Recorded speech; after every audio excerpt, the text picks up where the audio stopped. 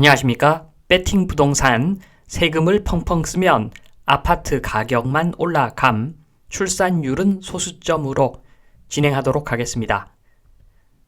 아이뉴스 권영수 건국대 교수 1인당 5천만원 결혼 주거 지원 무이자 대출 필요하다 요 제목인데 권영수 건국대 교수님 요분 제가 잘 모르지만 이분은 아마 굉장히 긍정적으로 건설적으로 이러한 의견을 내어 놓으셨겠지만 부동산 저는 다른 분야는 잘 모르고 부동산 측면에서만 딱 봤을 때 부동산 측면에서만 보면은 요게 조금 문제가 있을 수가 있는 내용입니다. 그 내용을 말씀드립니다. 다른 거 모릅니다. 저는 부동산 측면에서만 이야기를 하겠습니다.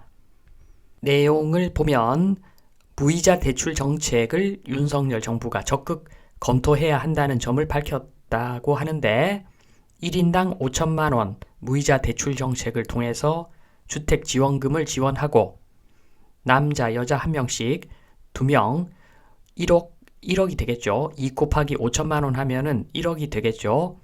거기다가 자녀 둘을 낳는다. 그러면 자녀 둘에 대해서도 5천만 원 무이자 대출을 할 수가 있으니까 그러면 4인 가족 곱하기 5천만 원 2억 원까지 무이자 대출 정부가 지원해야 한다는 그런 의견을 밝혔습니다. 그리고 빚 탕감은 있을 수 없다라는 이야기도 했습니다. 이 의견대로 가면은 부동산 측면에서 왜 문제가 있는지 보도록 하겠습니다. 일단은 신혼부부라고 했으니까 기존의 부부들은 혜택을 못 받고 향후 신혼부부에 대해서만 특혜를 준다라고 가정을 하겠습니다. 왜냐하면 지금 향후 신혼부부에 대해서만 혜택을 주더라도 예산이 엄청나게 들어가는데 그래서 최소화된 예산을 한번 뽑아 보겠다는 이야기를 드리는 겁니다. 지금 출생아 수를 보면은 최근에 통계자료 연간 26만 명 정도 출생되고 있습니다.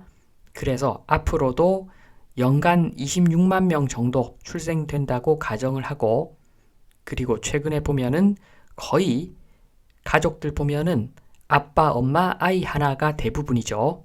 어쩌다가 아이 둘인 집도 있는데 그만큼 또 아이가 없는 집도 있죠. 그러니까 계산하기 편하게 아이 하나에 부모, 엄마, 아빠 있다.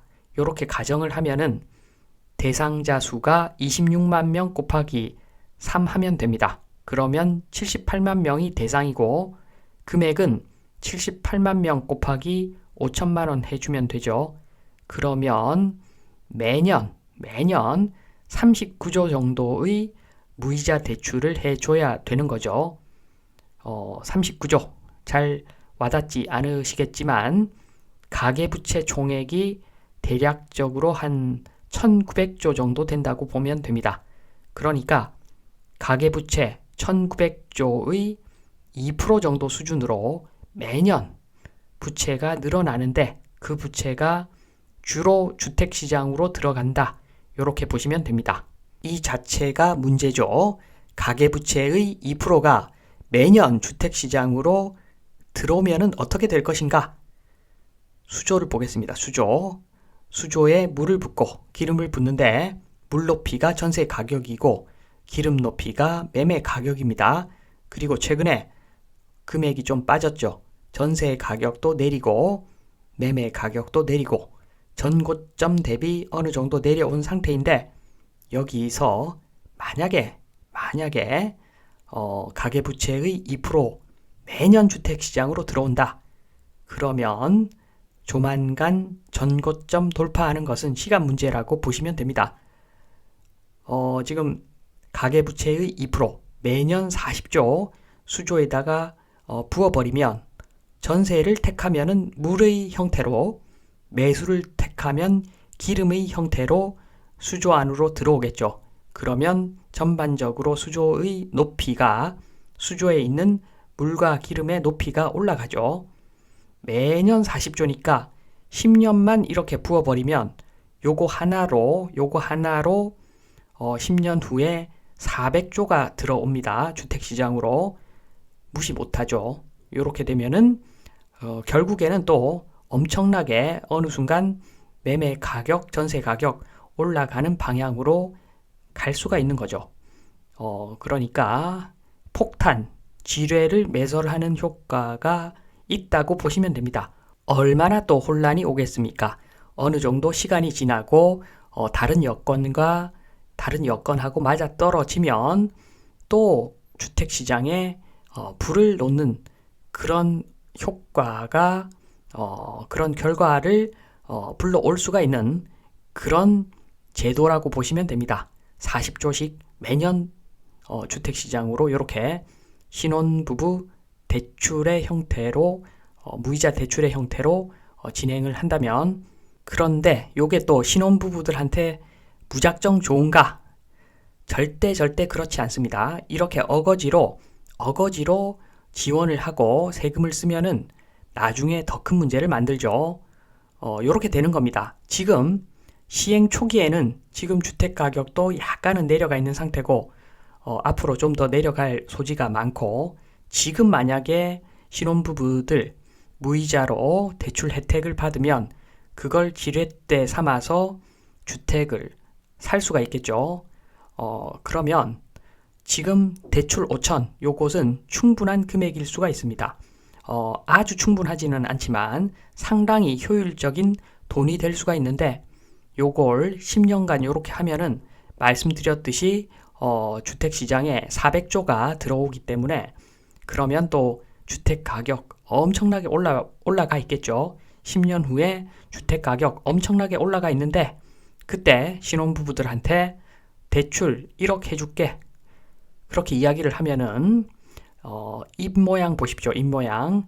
화를 내겠죠. 고마워하는 것이 아니라 화를 낼 겁니다. 이 제도 때문에 지금 주택 가격이 천장을 찍었다.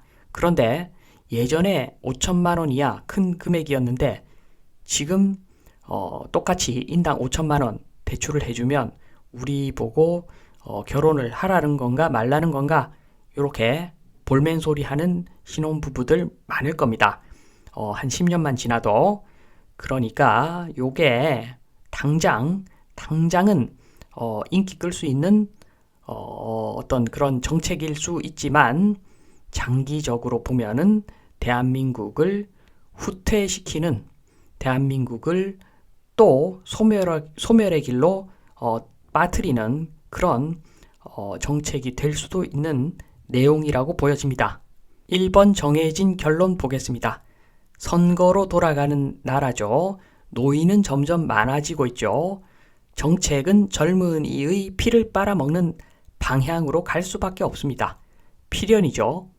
그래서 주거지원 신혼부부 유동성 공급은 지금 신혼부부들을 위해서 미래의 신혼부부는 피를 빨아먹는 제도라고 볼 수가 있고, 그리고 플러스 늙어가는 사람들의 자산을 지켜주는 방향이라서 반대도 거의 없을 겁니다.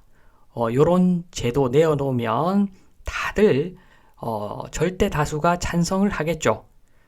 그런데 결코 대한민국을 위해서 좋은 정책은 아닌 것으로 보여집니다. 제가 봤을 때는 그렇습니다.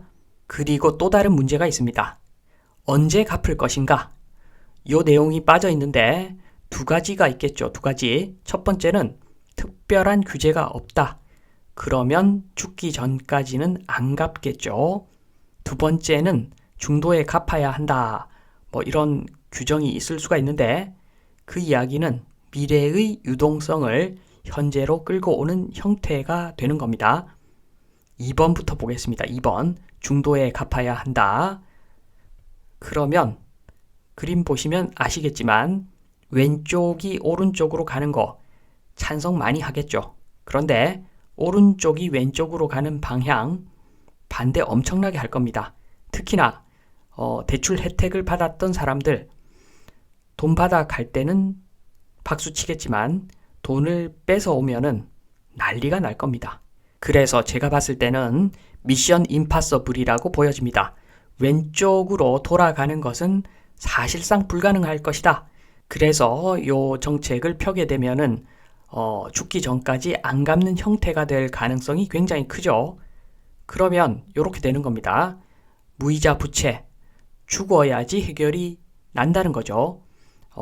그리고 대부분의 사람은 아마 증여 등의 형태로 뭐 합법이든 불법이든 증여의 형태로 돈을 다 자식들한테 다 물려줄 거고 그리고 죽는 시점이 왔을 때는 아마도 자산 거의 안 들고 있을 겁니다. 빵꾸가 나는 거죠. 한마디로 무이자 부채에 대한 빵꾸가 여기저기서 터지겠죠. 그러면 그것은 후손들이 갚는 형태가 되겠죠. 세금의 형태로 요렇게 될 가능성이 굉장히 높습니다. 후손들을 2번 죽이는 거죠. 이분이 생각이 납니다. 대처 수상, 영국의 대처 수상. 요 분이 굉장히 나름 훌륭하신 분인데 거의 사실상의 탄핵을 당했다고 볼 수가 있는 그런 분인데 이분이 이런 이야기를 했습니다. 사람들이 당신을 좋아해 주기만 원한다면 당신은 언제든지 무엇이든 타협할 준비가 되어 있을 것이고 아무것도 성취할 수 없을 것이다.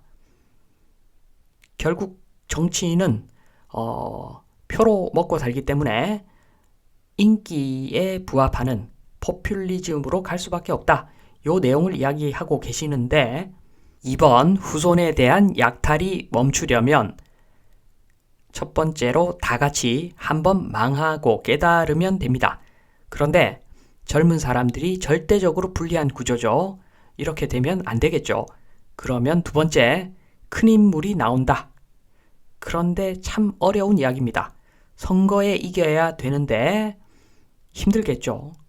그래서 제가 생각하는 것은 대통령 선거를 30년에 한 번 하면 될 것 같습니다. 집권 5년 정도 지나면 대통령이 역사책에 그려진 자신을 볼 수가 있을 겁니다. 그래서 이대로 만약에 내가 계속 정책을 펼쳤다가는 앞으로 25년 정도 더 지나면 역사적으로 대한민국의 개새끼가 되어 있을 수도 있겠다. 이런 어떤 위협을 느낄 것이고 그러면 좀 더 장기적인 안목에서 정책을 펼치겠죠. 그러면 5년 정도 임기가 5년일 때 하고는 차원이 다를 겁니다. 임기가 30년 그러면은 정말 나라가 잘 되는 방향으로 정책을 펼치겠죠. 제가 답답해서 이런 이야기를 했는데 농담 반 진담 반으로 이런 이야기를 했는데 결론은 제발 이것만큼은 그만하자. 지금 수조에다가 전세 올리고 매매 올리기 위해서 돌멩이 던져놓고 쓰레기까지 던져놓고 지금 이러고 있는데 요것만큼은 하지 말았으면 좋겠다는 말씀을 드립니다. 그러니까 세금만 안 써도 시간 지나면 인구 문제 아마 해결될 겁니다. 고생을 좀 하겠지만 그런데 지금 괜히 세금을 많이 써가지고 주택 가격만 들어올리는 지금의 방향 요것은 정말 하지 말았으면 좋겠다는 말씀을 드리면서 이만 마치겠습니다. 감사합니다.